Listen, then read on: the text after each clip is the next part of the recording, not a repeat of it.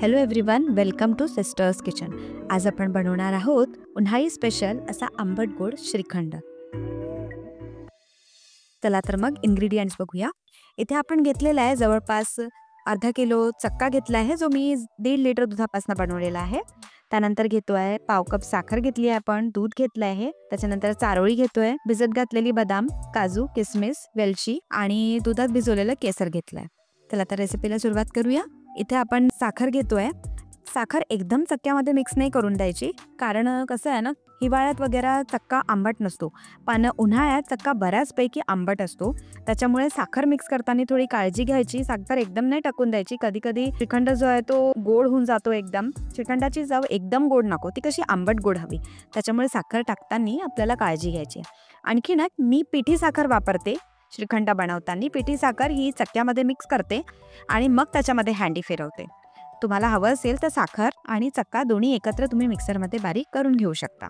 आपण थोड्या वेळ असं पण करू शकतो की चक्क्यामध्ये साखर थोड्या वेळ मुरू द्यायची आणि त्याच्यानंतर 4-5 तासांनी आपण श्रीखंड बनवायला सुरुवात करू शकतो. हे आपल्यावर आहे की आपण साखर त्याच्यामध्ये किती प्रमाणात ॲड करतोय, आपल्याला किती आंबटपणा पाहिजे आहे.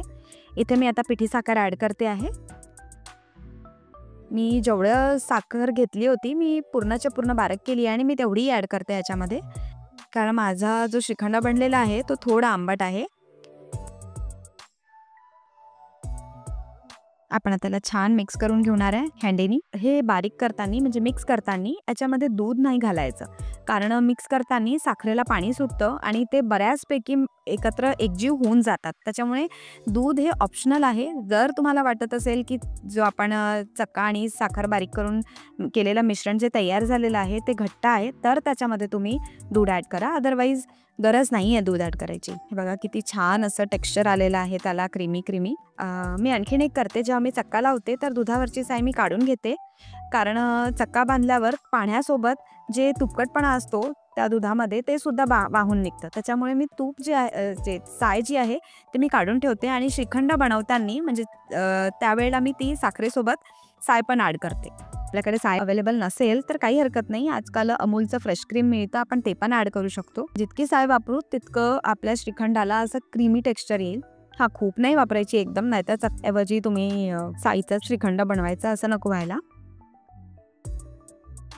आपण हे साय, चक्का, साखर एकदम छान असं एकजीव करून घेणार आहोत. इथे उन्हाळा म्हटलं की श्रीखंड, आणि आजीच्या आजचं श्रीखंड म्हटलं, पुऱ्या म्हटलं की एकदम सगळ्यांची आठवण येऊन जाते. कसं उन्हाळ्यात भाऊ बहीण भेटतो, मज्जा असते. श्रीखंडाची एक वेगळीच चव असते.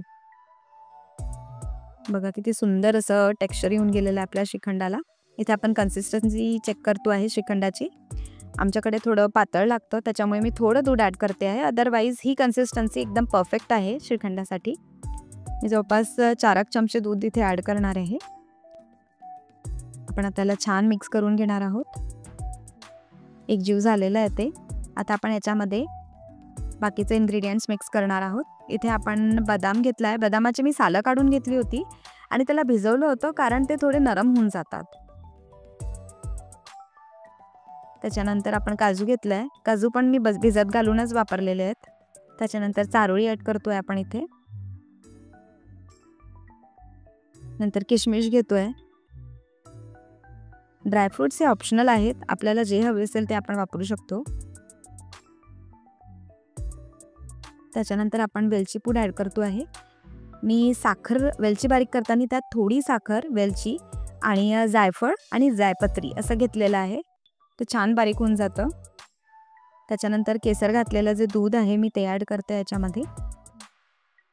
आता आपण याला छान मिक्स करून घेणार आहोत. झालंच आहे, आपलं श्रीखंड आता रेडी आहे.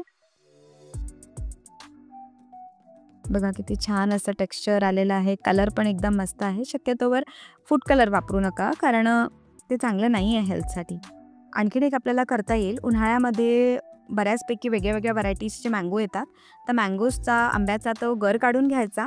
चक्क्यामध्ये तो गर जो जो आंबा आपल्याला हवा असेल, स्पेशली ज्याची चव छान असेल, त्या आंब्याचं गर काढून घ्यायचा, चक्का आणि थोडीशी साखर असं मिक्स करून फ्रीजमध्ये ठेवून द्यायची. जर आपल्याला उद्या किंवा संध्याकाळी श्रीखंड बनवायचा आहे, तर सकाळी ही प्रोसेस करून ठेवून द्यायची आणि नंतर श्रीखंड बनवायच्या 4-5 म्हणजे 2-3 तासाआधी ते काढून छान आपल्या हँडीनी किंवा मिक्सरमध्ये त्यांना एकजीव करून घ्या. आपल्याला जे ड्रायफ्रुट्स हवे आहेत ते ॲड करा त्याच्यामध्ये. तर अशा पद्धतीने आपलं आम्रखंडसुद्धा छान असं तयार होऊ शकतो.